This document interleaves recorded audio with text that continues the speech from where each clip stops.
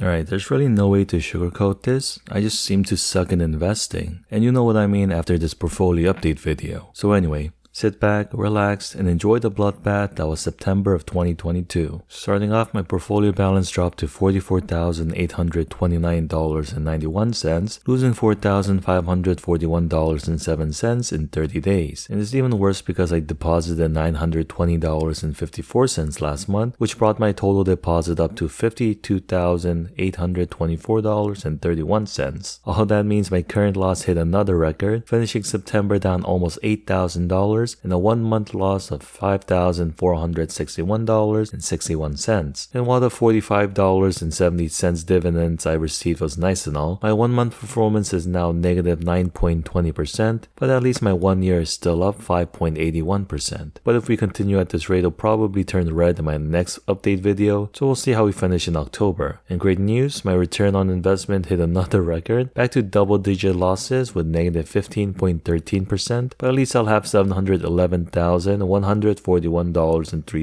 if I just let my portfolio grow for the next 29 years, contingent on getting the 10% annualized return everyone's talking about. But anyway, hello there to my 11 new subscribers that joined last month, bringing my total sub count to 1,214. And to finish on another sad note, my monthly YouTube revenue dropped 73%, only bringing in $4.36 for September. I'm so close to hitting $200 in total earnings from YouTube, so hopefully I can pass that milestone when I receive October's AdSense. So yeah, I'm slowly turning poorer, so leave me some investing tips below so I can 100x my portfolio return before the end of the year. But with all that said, I'll catch you guys all next time with more financial shenanigans.